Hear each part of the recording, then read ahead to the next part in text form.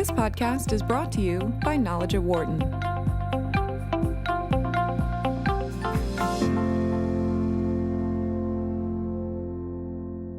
A variety of platforms and touchpoints have made retail a very tricky industry right now. Currently, members of that sector are meeting to discuss what they think matters most to you. So we thought a great opportunity to bring forth a lot of these topics, but also let you speak with some of the people involved to kind of get a firsthand feeling because of the changing nature of our digital society that we live in. Joining me here in studio, Frank Grillo, who is Chief Marketing Officer of marketing firm Harte. And then also joining me is Katherine Lennon, who's Professor of Management at Boston College, I should say, and Executive Director of the Marketing Science Institute. Frank, Kay, great to have you both in the studio with us today. Thanks for coming in. Great to be here. Great to be here. Thank you. I guess I'm going to start looking forward because we know how much change there has been in the last few years and the industry is changing. So if you're starting to even look forward, Frank, what are some of the things that people should expect to see in the next couple of years, how this is all going to change? You know, I think the digital age has certainly changed the customer's buyer's journey and what they're looking for. And it's not the demise of retail as we know it; it's the demise of mediocrity that's occurring. And so for the traditional retail environment, and that really is translating to the physical stores that we look at, for them to thrive again and be important, they need to be rethought as experience centers that facilitate what customers are looking for in a buyer's journey and not as transaction centers. And I think the retailers that embrace that thought and see that their physical presences as enormous assets will really have almost a reemergence as powerhouses in the retail world. Okay. I echo that. I'm from the academic side, so my work is kind of looking at what are the conceptualizations and theories that can help drive that.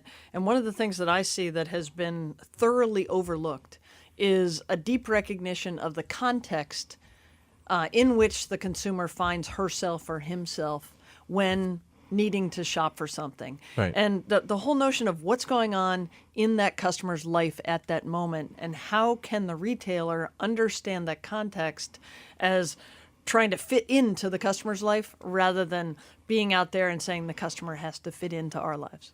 Well, I mean, the idea of reaching out and connecting with the consumer, I mean, that's not new. I mean, that's been one of the basics of retail for decades now.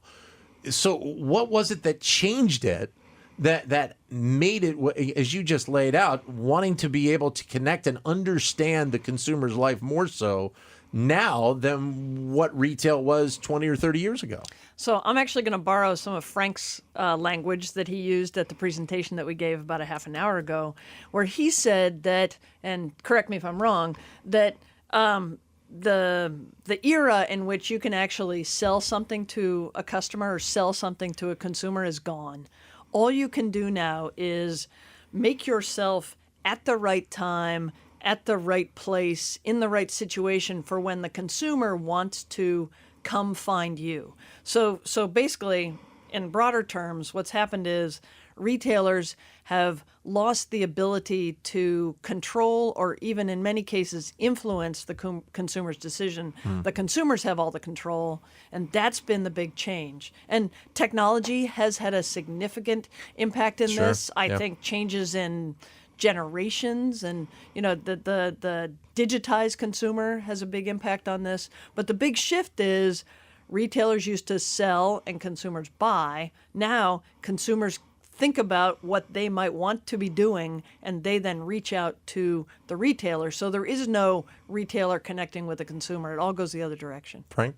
Yeah. I mean, I think Kay hit on it. Or about a decade ago, Frank Cespedes said the customer got away, and that's really the change that we as marketers.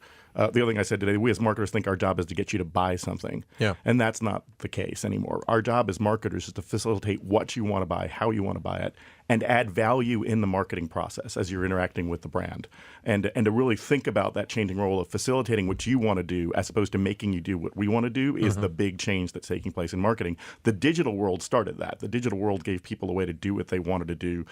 And Gartner says we should stop thinking about it that way and say it's now marketing in the digital world, not digital marketing. I think that's a really great way to think about it because my journey spans everything, right? 70% of all in-store transactions start in the cloud but end up physically. And what we haven't quite understood is how many journeys may start in the cloud, involve a store, but then finish in the cloud. Right. Yeah. Yeah. And so understanding our job is not to force you to buy how and why we want you to buy. Our job is to let you buy how and why you want to buy as the big change taking place. Well, let me ask you this then. How does that change the structure of what Harte Hanks does on a daily basis in terms of the marketing and reaching the consumer? I mean, that would, I would think, change the physical structure of what you're trying to do on a day-to-day basis now compared to what it was, even 5 years ago. Absolutely. Maybe even 5 months ago. Maybe 5 days ago. It could be 5 minutes ago. Right, exactly. But you're hitting it right on. If you think about what happens today still in marketing is I do some analysis on who I think you are, and the visual of this is you walk into my store and I say, here's what you want to buy. Right. That doesn't ever happen in real life in a store, but in the digital world, that's what we do. We profile you and decide what you want to buy and why you want to buy it before I ever ask, how may I help you? Yeah. What we're having to do for ourselves and our clients is reorient towards saying we need to take the digital cues that are out there, try to understand what this customer wants and how they want to interact with it, and then facilitate that. And so it's a constant testing, it's a constant listening, and it's a constant adjusting of marketing. What I like to say is in person, I can adjust to endless numbers of conversations based on what you say. We have to get our marketing to act that way. And so it really is turning marketing on its head to say, I need to be responsive as close to real time as possible. Here's a great opportunity for you, the listeners, to join in, ask questions of our guests, Frank Grillo of Harte Hanks and also Kay Lennon of Boston College. 844-942-7866 is the number to give us a call. Or if you can't get to your phone, you're more than welcome to send us a comment via Twitter. And that reach is either at BizRadio111 or my Twitter account, which is at DanLoney21. Great to have them both here in the studio here today. I guess the next question to ask is that digital really transforms everything on a moment by moment basis. We have made such an unbelievable leap in technology in the last decade or so. Is it surprising to you, as somebody that works at a university, that we are still at a point, it feels like, where all of this data that is out there, it's still a process of understanding it from the companies, from the marketing companies, and it's still going to be an ongoing process of understanding it. And it may be to the point where it's changing so much that it's always going to be, to a degree, playing a little bit of catch up. Am I right? I think we'll always be playing a bit of catch up, but I think that there's some great things being done, and I think there's some great opportunities for firms to at least be on the cutting edge. I don't know that you can. There are a couple of organizations that'll be on the leading edge, and maybe we'll get to talk about them. But I think some really interesting opportunities on the academic side, in the data science arena. People are doing really good work in the area of multi-touch attribution models. And multi-touch attribution models are basically trying to understand, using all the data at our disposal, what specific touch points, if you will, are influencing consumers given their context, given their segment. And they are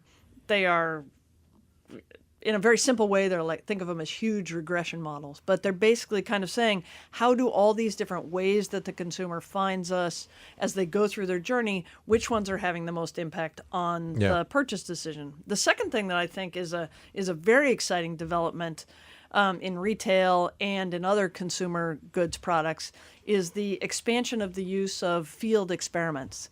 In business lingo, this is often called A/B control testing. Okay. So in an old school way, you can imagine that a credit card company they'd send you one version, they'd send me another version, and they wouldn't send Frank a version in an old physical direct mail piece. Sure, that's a traditional A/B control.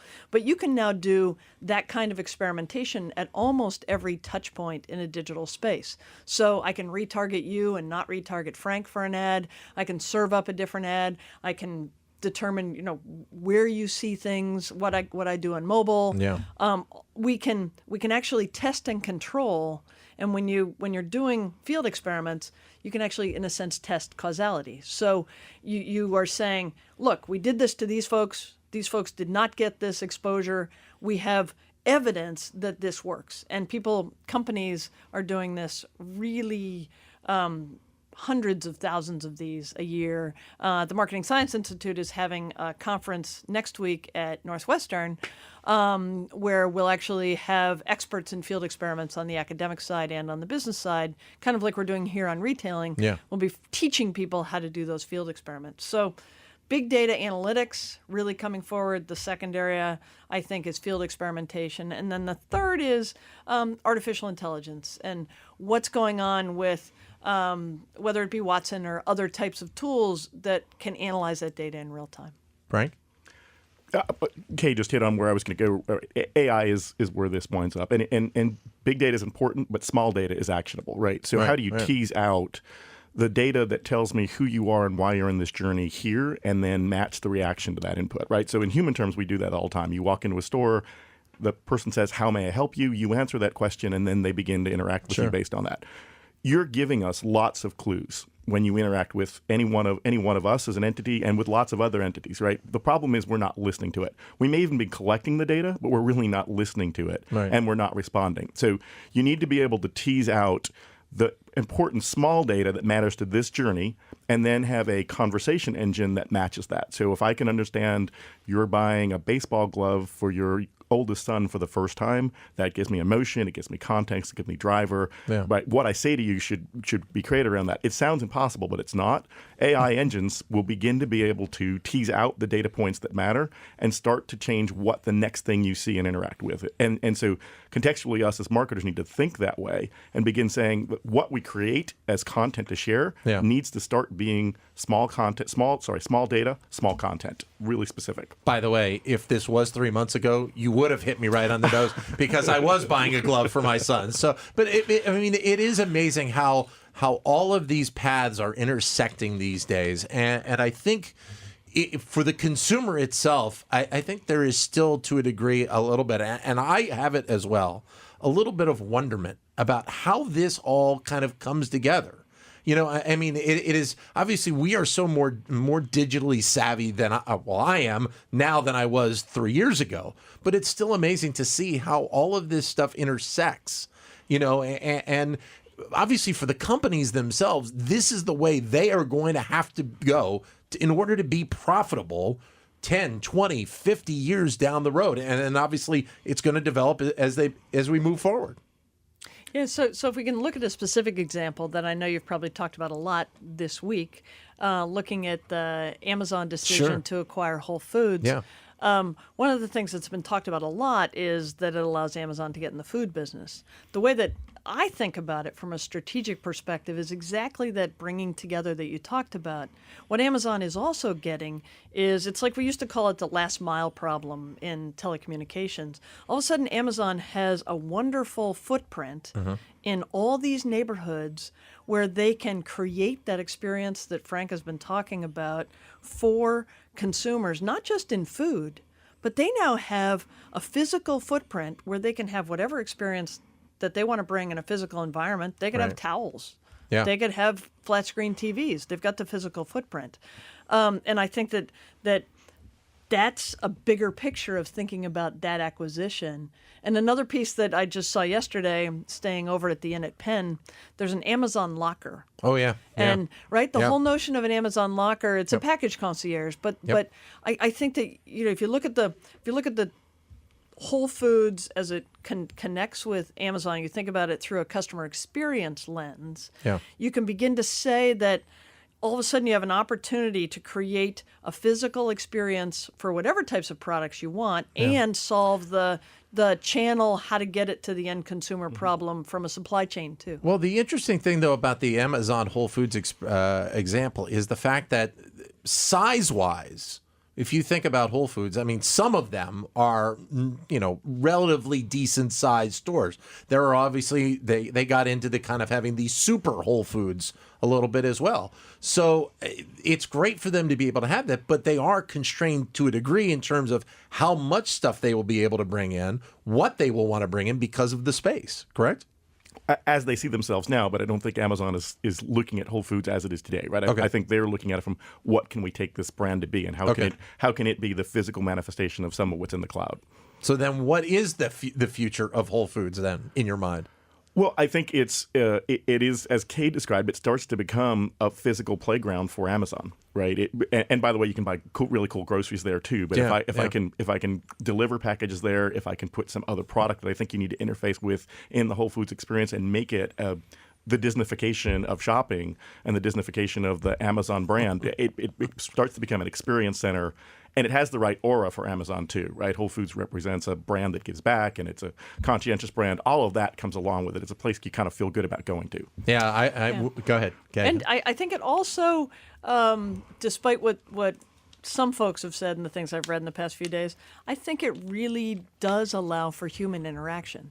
I may be totally wrong, but my sense is what Frank mentioned a few minutes ago about a human being capable of those infinite types of interactions, and AI may catch up, but it'll take a while. Right. I don't see employees going away. I actually see employees having just way cooler jobs where they're still doing what they've done, but instead of being a cashier, people are coming in, and asking about the baseball glove, and I'm having a picnic. What barbecue should I have? What's organic? And it allows you to think of jobs to be done in Harte Hanks language a little more broadly, to say, okay, well, baseball is where I am today, but I also need oranges for the Little League game. Right. And so I think that the role of the humans in the store, it's a really exciting time. So we got about 45 seconds left. So then what does that mean for the other companies in the grocery sector? Because the reaction on Wall Street in the first few hours, once that deal was announced, was, all the other ones were down 10%.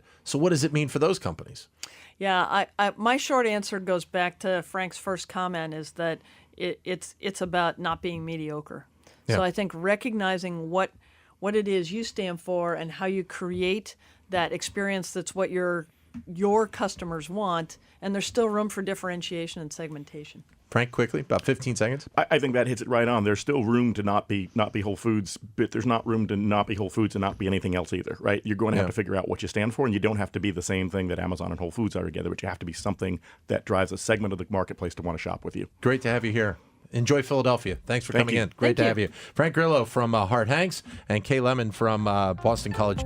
For more insight from Knowledge at Wharton, please visit knowledge.wharton.upenn.edu.